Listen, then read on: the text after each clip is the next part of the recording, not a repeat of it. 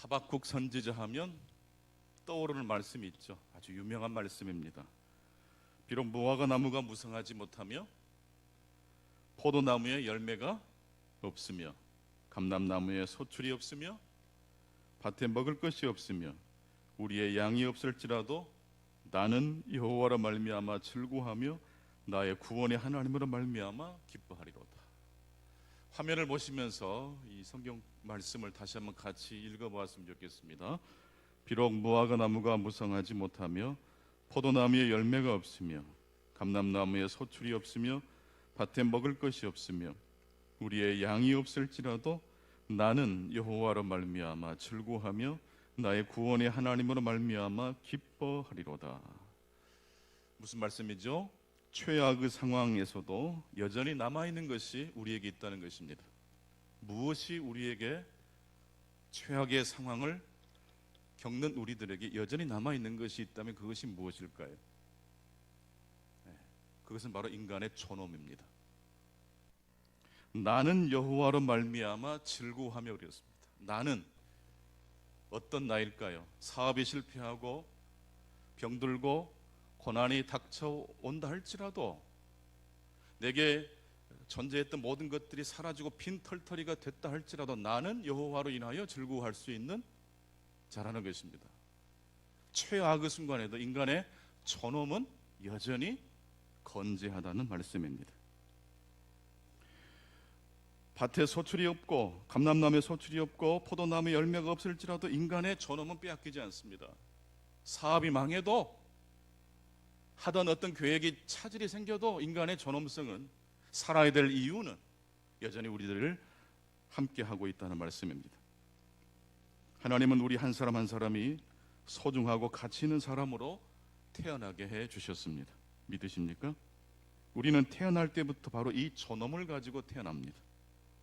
혹시 모든 사람이 태어날 때부터 하나님께로부터 이 존엄을 가지고 태어난다는 이 사실에 대하여 조금 의심이 되거나 미심쩍은 사람이 계십니까? 화면을 통해서 이 아이들의 모습을 좀 보았으면 좋겠습니다. 언젠가 한번 이 영상을 보여드렸더니 우리 성도님들 되게 좋아하시더라고요.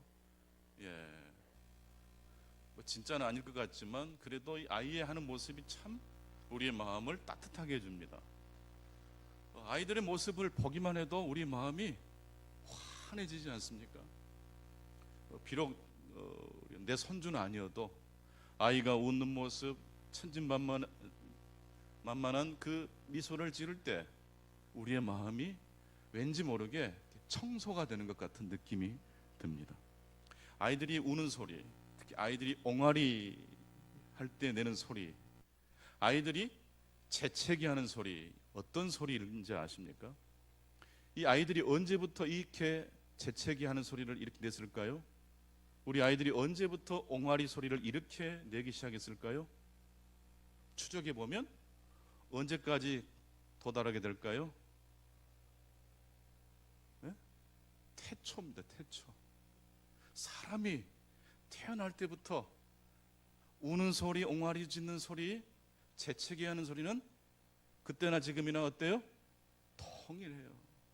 그래서 우리가 아이들이 웃는 모습, 뒤집는 모습, 옹알이를 짖는 모습을 보면 태초의 소리라는 것을 우리들이 나도 모르게 무의식적으로 깨닫게 되는 것이고 우리가 경이감을 느끼게 되는 것입니다. 여러분이 아이들의 모습을 보면서 어떤 생각이 드십니까? 아무런 가치를 그래도 발견할 수 없다고 말씀하시는 분이 혹시 계시겠습니까? 아마 단 한 사람도 없을 겁니다. 사람은 존엄을 가지고 태어납니다. 그런데 우리는 보통 존엄과 존경을 같은 것이라고 착각할 때가 있습니다. 사실을 엄밀히 구분하면 존엄과 존경은 전혀 다른 것입니다. 존경은 스스로 노력하여 쟁취하는 것이 존경입니다.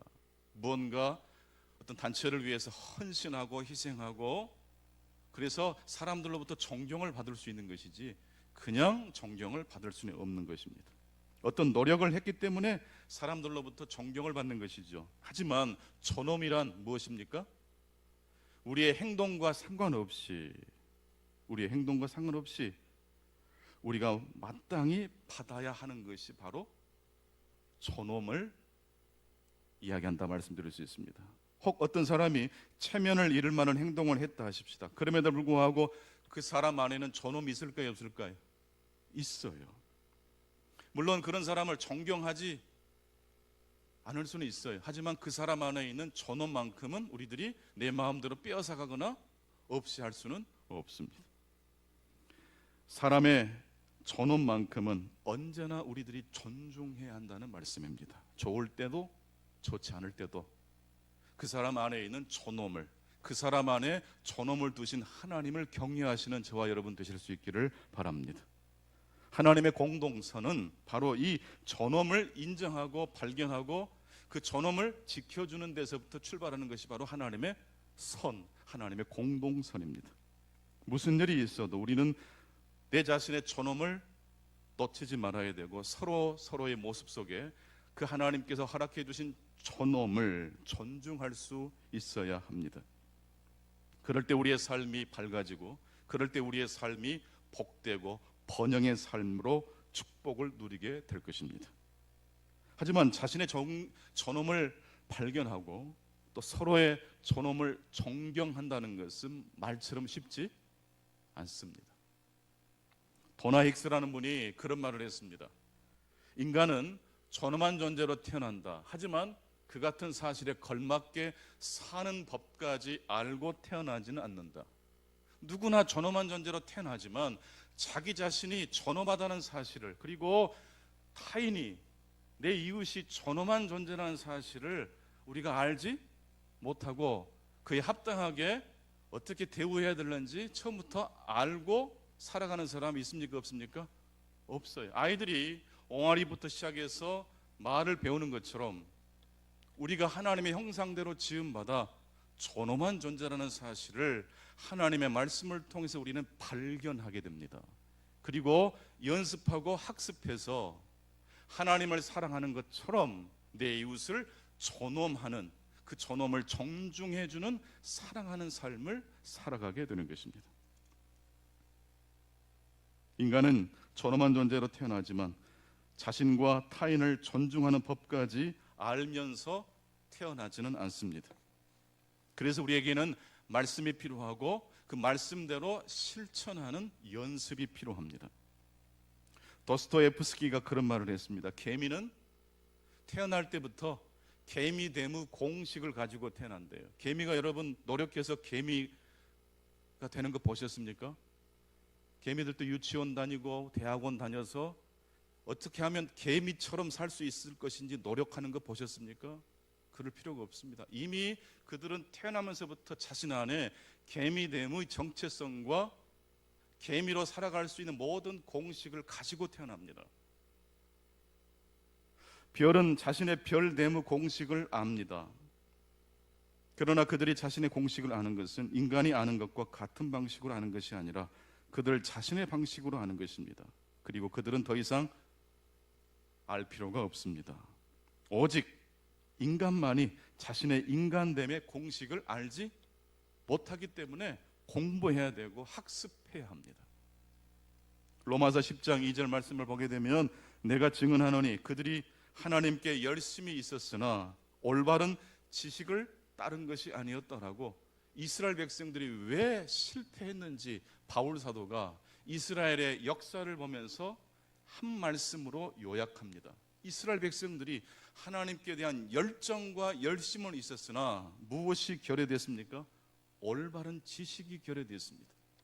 율법의 첫 번째, 두 번째 기능까지는 그들이 잘 이해했는데 율법의 세 번째 기능, 내가 어떤 사람인지 거울의 기능, 그리고 곁길로 가지 않도록 억제하는 율법의 두 번째 기능까지는 잘 순종했지만 삭개오 같은 사람도, 수가성 여인과 같은 사람도, 병든 사람, 부정한 사람들도 하나님이 얼마든지 하나님의 백성으로 회복시키실 수 있는 이 복음의 능력으로 우리의 마음의 신비에 하나님의 말씀을 기록해 놓으시는 성령의 역사에 대해서는 무지했습니다.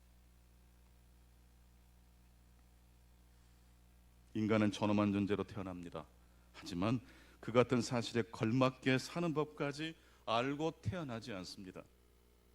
창세기 1장 27절에 보게 되면 우리가 무엇을 근거로 인간이 존엄한 존재인지를 알 수 있는 말씀이 나옵니다. 같이 보시겠습니다. 하나님이 자기 형상 곧 하나님의 형상대로 사람을 창조하시되 남자와 여자를 창조하시고. 왜 우리들이 존엄한 존재입니까? 우리가 하나님의 형상대로 창조되었기 때문입니다. 물론 죄로 말미암아 에덴 동산에 추방된 인류가 그 뒤로 하나님의 형상에 문제와 흠이 생긴 건 사실입니다. 하나님의 형상이 일그러졌다는 표현을 개혁자들은 씁니다. 하지만 일그러진 것이지 아예 사라진 것은 아니었습니다. 아무리 훌륭한 사람도, 아무리 타락한 사람도 그들 안에는 무엇이 있습니까? 인간의 존엄이 있습니다. 아벨을 죽인, 동생 아벨을 죽인 가인에게 하나님은 표를 주셨습니다. 앞으로 살아가야 될 가인을 다른 사람들이 동생 죽인 저놈 우리가 그대로 내둘 수 없으니까 함부로 어떻게 해야 되겠다라는 마음을 먹지 못하도록 가인에게 하나님께서 표를 주셨습니다. 비록 죄를 지은 사람이지만 사람들이 가인을 함부로 다루지 못하게 막으신 하나님이십니다. 모든 사람은 존엄한 존재고 그 존엄은 존중받아야 된다는 말씀하고 계십니다. 죄인일지라도 하나님의 일그러진 형상이 그 안에 있다는 이야기입니다. 언뜻 잘 이해가 되지 않지만 하나님은 그렇게 말씀하심으로 심원 하나님의 진리로 우리를 이끌고 계십니다. 이사야 42장 3절 말씀입니다. 상한 갈대를 꺾지 아니하며 꺼져가는 등불을 끄지 아니하고 진실로 정의를 시행하신다는 말씀입니다. 이제 메시아가 오면 어떻게 이스라엘 백성들을 구원할 것인가에 대한 이야기를 이사야 선지자가 이제 신약 예수 그리스도의 탄생을 내다보면서 예언한 말씀입니다. 그는 상한 갈대를 뭐하지 아니하며 꺾지 아니하며. 여러분, 상한 갈대 불량품이란 뜻이에요. 쓰레기통에 집어넣어야 돼요. 분리수거함에 집어넣어야 돼요. 그러나 그 상한 갈대를 뭐하지 아니하며 꺾지 아니하며. 꺼져가는 심지불, 여러분 심지불이 꺼져갈 때 뭐가 나옵니까? 불꽃이 약해지면 연기가 전라도 말로 냉갈이 막 피어나요. 연기를 피운다는 것은요, 자신도 괴롭지만 옆에 있는 사람도 괴롭다는 뜻이에요. 하지만 메시아는 바로 그와 같은 사람을 어떻게 합니까? 존중히 여긴다는 말씀이에요. 거칠지 못하는 인생이 하나님께는 없다는 말씀입니다. 바로 이 이사야 42장 3절 말씀을 우리 예수님께서 그대로 인용하십니다. 안식일 날 한쪽 손이 고장난 사람을 치유하시면서 사람들이 안식일 날 노동을 했다고 예수님을 비난하실 때 그때 예수님께서 이사야 42장 3절 말씀을 인용하시면서 말씀하십니다. 그게 마태복음 12장 20절에 나옵니다. 같이 보시겠습니다. 상한 갈대를 꺾지 아니하며 꺼져가는 심지를 끄지 아니하시기를 심판하여 이길 때까지 하리라. 구약의 이사야 선지자가 예언했던 말씀이 예수 그리스도를 통하여 성취된 장면입니다. 여러분 자신을 깊이 묵상하고 성찰해 보십시오. 어떤 모습이 보일까요? 상하고 구부러지고 연약한 모습이 보일 겁니다. 그래서 때로 우리는 자괴감에 빠지고 낙심하고 절망에 빠지고 우울감에 시달릴 때도 있어요. 퇴직하고 나오니까 사람들이 다 내 곁을 떠나가요. 내가 직장 생활할 때는 그래도 사람들이 막 나를 찾는 전화가 있었는데 이제는 점점 전화가 없어요. 자괴감이 들어요. 낙심과 절망이 찾아와요. 여러분, 이럴 때 마태복음 12장 20절 말씀을 꼭 기억하시고 암송하시거나 읽으실 수 있기를 바랍니다. 사람은 존엄한 존재로 태어나지만 그에 걸맞게 사는 법을 알고 태어납니까? 모르고 태어납니까? 몰라요. 그래서 우리가 자꾸 학습하고 연습해야 돼요. 나는 하나님의 형상대로 창조된 사람이라는 것을. 하나님 말씀하십니다. 나도 너를 꺾지 아니하노니 너도 너를 꺾지 말아라. 따라서 합시다. 나도 너를 꺾지 아니하노니 너도 너 자신을 꺾지 말아라. 이게 하나님의 말씀이에요. 마태복음 5장 22절에 보게 되면 인간의 존엄을 존중하지 않을 때 하나님께서 얼마나 진노하시는지에 대한 말씀이 나옵니다. 같이 보시겠습니다. 나는 너희에게 이르노니 형제에게 노하는 자마다 심판을 받게 되고 형제를 대하여 나가라 하는 자는 공회에 잡혀가게 되고 미련한 놈이라 하는 자는 지옥불에 들어가게 되리라. 왜 하나님이 이렇게 진노하시는 표현을 쓰십니까? 왜 이렇게 과격한 언어를 동원하십니까? 누구든지 그 사람의 존엄성을 훼손해서는 안 된다는 이야기입니다. 심지어 그 사람이 미끄러졌을지라도 잘못된 길로 온 몸에 오염된 것을 묻히고 집으로 돌아온 둘째 아들을 아버지는 그의 옷을 벗기시고 새로운 옷을 갈아입혀 주셨습니다. 그의 누더기를 뚫고 그 속에 아직도 존재해 있는 무엇을 보았기 때문일까요? 하나님의 형상, 인간의 존엄을 보았기 때문입니다. 인간의 존엄이 훼손될 때 인간은 가장 큰 상처를 받습니다. 치매 환자들도 자신의 병실을 노크 없이 간호사가 들어오면 통증을 느낀다고 합니다. 간호사가, 요양보호사가 이 치매 환자를 돕기 위해서 병실을 들어오는 것 아닙니까? 자신을 도와주기 위해서 들어오는 사람일지라도 노크 없이 들어오는 것을 불쾌하게 생각합니다. 정신도 없고 몸의 움직임도 자기 스스로는 움직일 수 없는 비천한, 그래서 상한 갈대와 같은 사람일지라도 아직 무엇이 남아있기 때문일까요? 하나님이 두신 존엄이 남아있기 때문에 그래요. 그래서 어떤 분들은요, 할머니 제가 지금 옷을 벗길게요, 할머니 제가 지금 오른쪽 팔을 들게요, 오른팔을 제가 닦아드릴게요, 미리 말씀을 건네고 도와드리는 분들을 굉장히 좋아할 수밖에 없습니다. 여러분은 자녀들의 방에 들어갈 때, 손주들의 방에 들어갈 때 노크를 하고 계십니까? 명절날이면 이제 친척들이 자녀들에게 용돈을 주시잖아요. 세뱃돈. 부모님이 이제 잠시 맡아뒀다가 3년, 10년이 지나도 어떻게 간지 모르게 없어진 경우가 있지요. 우리 부모님들 정직하셔야 됩니다. 10만 원이 들어와서 이거 큰돈 이 아이들이 쓰면 안 돼, 그러지 마시고 통장에 저축하셨다가 그 아이가 쓸만한 나이가 되면 꼭 주실 수 있게 바랍니다. 이건 네 돈이야, 내가 지금까지 받아놓은 것뿐이야. 그럴 때 자녀들은요, 우리 부모가 나를 뭐 한다고 생각합니까? 존중한다고 생각합니다. 아이들의 몸무게와 어른들의 몸무게는 차이가 있지만 아이들의 영혼의 무게와 어른들의 영혼의 무게는 차이가 있을까요? 전혀 차이가 없습니다. 모든 사람에게는 존엄이 있습니다. 치매 환자에게도 인간의 존엄이 있습니다. 어린아이에게 존엄이 있습니다. 상한 갈대와 같은 모든 인생들에게도 그럼에도 불구하고 하나님이 두신 존엄이 있습니다. 마태복음 20장에 보게 되면 오후 5시에 마지막 부름을 받은 품꾼의 이야기가 나옵니다. 아침 일찍 부름을 받은 품꾼들은 하루 종일 일을 해서 이제 퇴근을 1시간 앞에 둔 시점에 오후 5시 품꾼은 아직도 장터를 떠나지 못하고 있습니다. 그 모습을 본 포도원 주인이 나랑 같이 갑시다, 1시간 일할 수 있으니까 우리 농장에 가서 1시간이라도 일하십시오. 1시간이 지난 다음에 포도원 주인이 가장 먼저 온 품꾼부터 품삯을 주는 게 아니라 가장 늦게 도착해 1시간밖에 일하지 않은 그 사람에게 가장 먼저 품삯을 주는데, 품삯이 얼마였습니까?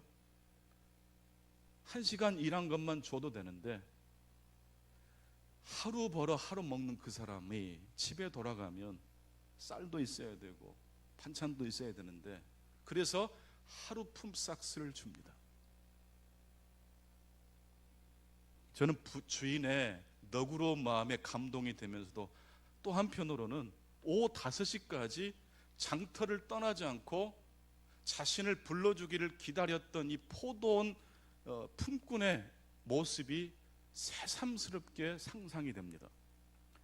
아마도 이 품꾼은 먼저 부름을 받은 품꾼에 비하면 체격도 작았을 것 같고 힘도 약했을 것 같습니다. 그러니까 픽업이 안 됐겠죠.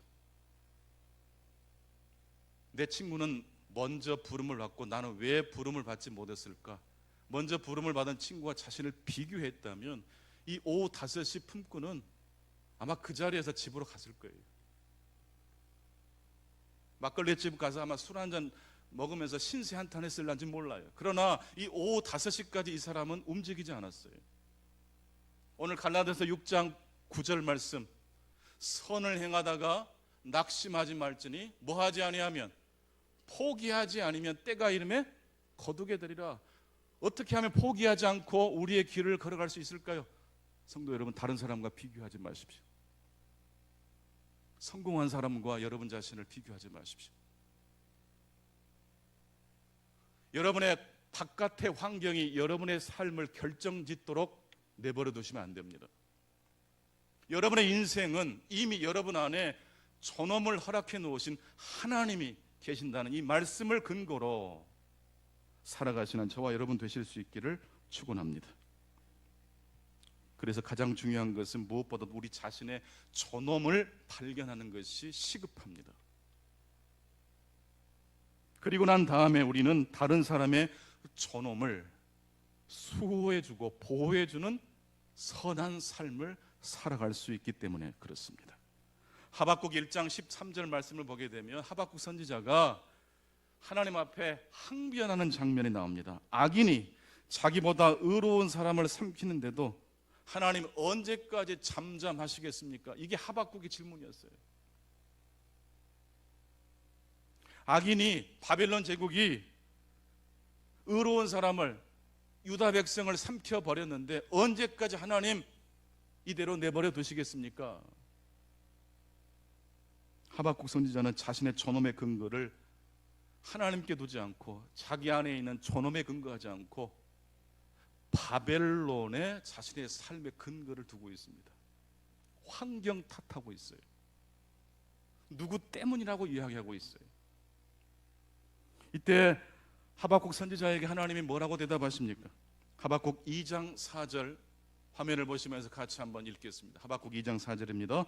보라, 그의 마음은 교만하며 그 속에서 정직하지 못하나 의인은 그의 믿음으로 말미암아 살리라. 보라, 그의 마음은 바로 이 바벨론 제국을 가리킵니다. 바벨론의 그 강력한 통치력, 세계를 지배했을 정도로 막강한 그 힘을 하나님은 뭐라고 평가하십니까? 보라, 그의 마음은 유다를 함락함으로 인해서 승리했지만 그 승리에 도취되어 있어요.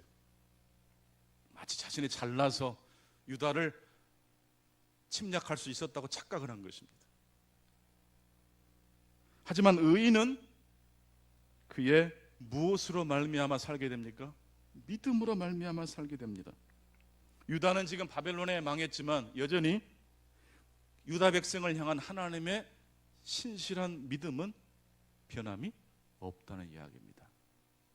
여러분, 이 추수감사주일 때 무엇 때문에 여러분들은 감사하고 계십니까? 어떤 계획한 일이 잘 됐기 때문에 감사하는 정도의 수준이라면 우리는 아직도 하나님의 자녀로서의 그 깊은 그 신앙의 자리에 도달하지 못한 겁니다. 외양간에 송아지가 없을지라도 감람나무에 소출이 없을지라도 나는 누구로 말미암아? 여호와로 말미암아 감사하시는 저와 여러분 되시기를 축원합니다. 사르트르라는 프랑스의 철학자는 그런 말을 했습니다. 타인은 지옥이다. 따라서 합시다. 타인은 지옥이다. 이게 굉장히 파워풀한 이야기지 않습니까? 어떻게 타인을 지옥이라고 이야기할까요? 늘 우리는 다른 사람을 믿지 말고 불신하며 살아가야 한다는 뜻입니까? 그게 아닙니다. 내 정체성의 근거를, 내 행복의 근거를 다른 사람의 평가, 다른 사람의 격려, 다른 사람의 인정으로만 둔다면 그런 인생은 지옥과 같은 삶을 살게 된다는 이야기입니다. 물론 사람들의 칭찬과 격려는 굉장히 좋은 것입니다. 하지만 그럼에도 불구하고 사람들의 평가, 격려보다 더 중요한 것은 이미 우리 안에 하나님이 두신 존엄성임을 바라보실 수 있기를 축원합니다. 이 믿음이 있을 때 우리는 늙어도 몸이 약해져도 감사할 수 있습니다. 환경이 우리를 감사하게 할 수 있지만 환경이 우리를 협조해 주지 않을 때도 우리는 감사할 수 있습니다. 그렇습니다. 어떠한 경우에라도 다른 사람의 행동이 우리 자신의 행동을 결정짓게 해서는 안 됩니다. 누군가 우리를 불편하게 할 수도 있고, 나는 굉장히 열심히 그 사람을 섬겼는데 돌아오는 것은 내가 해준 것보다 훨씬 적은 것이 돌아올 때 낙심되고 실망이 됩니다. 하지만 여러분, 그런 상황 속에서 잠시 묵상하실 수 있기 바랍니다. 내 행복의 근원은 사람들의 평가와 사람들의 격려가 아니라 하나님께서 내 안에 허락해 두신 존엄임을 기억하시는 저와 여러분 되시기를 축원합니다. 그 어떤 사람도 그 어떤 존재도 우리의 존엄을 빼앗아갈 수 없습니다. 실패는 그냥 실패일 뿐입니다. 절망은 절망일 뿐입니다. 더 깊이로 내려가지 마십시오. 여전히 우리는 가치 있는 존재이고, 여전히 우리는 존엄한 존재이고, 여전히 우리는 하나님의 형상을 가지고 있는 존재라는 말씀입니다. 이스라엘이 바벨론에 망했지만 이스라엘의 존엄은 빼앗기지 않았습니다. 예루살렘 성전은 무너지고 백성들은 포로로 잡혀갔지만 유다 백성을 향한 하나님의 신실하심은 변함이 없었습니다. 우리는 보통 어떤 일이 잘못되었을 때 사람들이 그것을 알면 부끄러워하고, 사람들이 알까봐 그것을 은폐할 때가 얼마나 많습니까? 자신의 연약함을 솔직하게 말한다는 것처럼 어려운 일이 없습니다. 내가 실수했을 때 그 사람에게 사과하는 것이 쉬울까요, 어려울까요? 무척 어렵습니다. 사장이 부하 직원에게 자신의 실수를 인정하는 게 쉬울까요, 어려울까요? 정말 어렵습니다. 그러나 그 사람이 하나님의 형상, 하나님의 존엄을 발견한 사람이고, 다른 사람 속에 있는 하나님의 존엄을 보호해주는 믿음을 가진 사람이라면 환경에 관계없이, 상황에 관계없이 자신이 어떤 사람임을 아는 사람은 자신의 건강한 모습뿐만 아니라 자신의 연약한 모습을 사람들 앞에 보여주는 것이 부끄럽지 않습니다. 그 사람이 고백하는 연약함을 누군가가 듣고 위로를 받게 될 것이고 소망을 얻게 될 것입니다. 여러분, 오후 5시까지 장터를 떠나지 않고 앞서서 부름받은 친구들과 자신을 비교하지 않고 그 자리에 묵묵히 있었던 그 오후 5시 인생이 얼마나 수많은 또 다른 오후 5시 인생에게 귀감이 되고 위로가 되겠습니까? 넬슨 만델라 전 남아공 대통령이 정치범으로 로벤 아일랜드 교도소에 수감되었을 때의 이야기입니다. 정치범으로 수감된 죄수들을 간수들은 이런저런 방법으로 그들의 자존심에 스크래치를 냈다고 합니다. 어떻게 하면 죄수들의 존엄성을 훼손할 것인지 아주 갖가지 방법을 동원했습니다.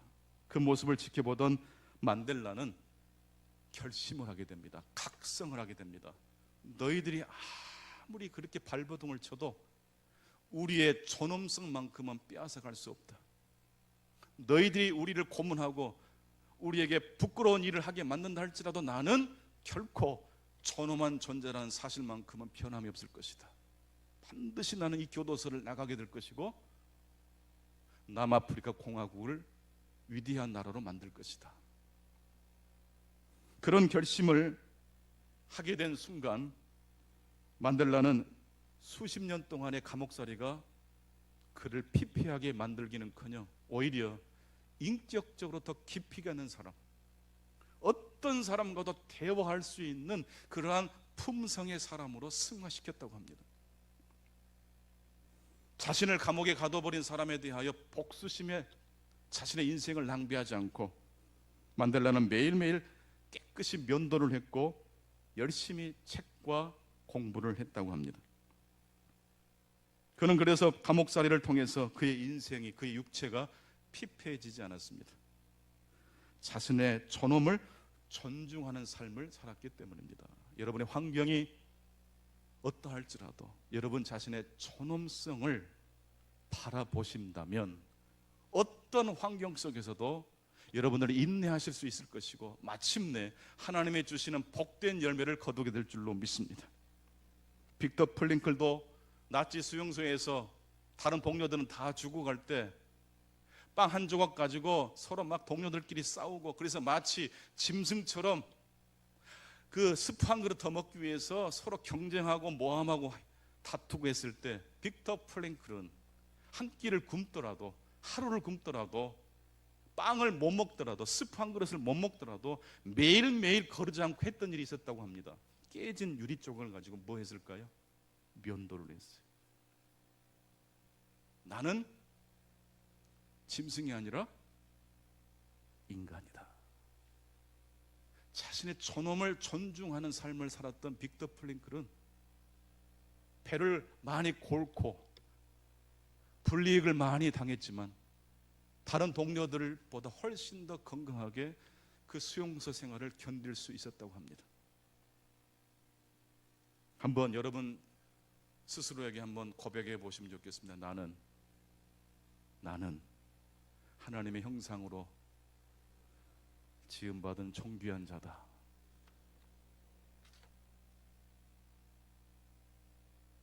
우리는 존엄한 존재입니다. 그리고 이 존엄은 언제나 우리와 함께한다는 사실을 기억하실 수 있기 바랍니다. 그 믿음을 갖는 사람은 자신과의 관계가 회복될 뿐만 아니라 더 나아가서 다른 사람과의 관계도 회복될 것입니다. 그런 사람은 자신의 취약함 때문에 무너지지 않습니다. 어떤 경우에라도 자신의 존엄을 존중하는 사람이기 때문에 그렇습니다. 자신을 존중하고 자신보다 위대한 무언가와 자신이 연결되어 있다는 사실을 느낄 때 우리는 담대할 수 있습니다. 성도 여러분, 하나님의 형상대로 우리가 지음받은 존재라는 사실을 우리는 아이들의 천진난만한 모습을 통해서 맞아 인간은 가치 있는 존재지. 어른이 되고 어느덧 사회생활을 하면서 우리는 내가 존귀한 사람이라는 사실을 거친 환경을 통과하면서 나도 모르게 다 망각하게 말았어. 다시 이제 성경으로 돌아와서 하나님의 말씀을 비추어서 내가 어떤 존재인지를, 내가 무슨 근거로 영원토록 존귀함을 잃어버리지 않을 수 있는 것인지를 꼭 기억하시고 묵상하시며 나아가실 수 있기를 축원합니다. 기도하겠습니다. 아버지 하나님, 감사합니다. 영원토록 하나님의 존엄을 우리 안에 허락해 주시고 우리가 가치 있는 존재로 나이가 먹고 늙어도 병이 들고 심지어 사업에 실패했을지라도 우리의 존귀한 모습만큼은 사라지지 않는다는 이 엄밀한 말씀을 우리들이 묵상했습니다. 오 하나님 아버지, 내 자신이 얼마나 존귀한 자임을 다시 한번 발견할 뿐만 아니라 그리하여 더 나아가 내 가족의 존귀함을, 나와 관계된 이웃의 삶 속에서 하나님의 존엄을 회복해드리는 일에 쓰임받는 저희들 되게 해 주옵소서. 예수 그리스도 이름으로 기도하옵나이다. 아멘.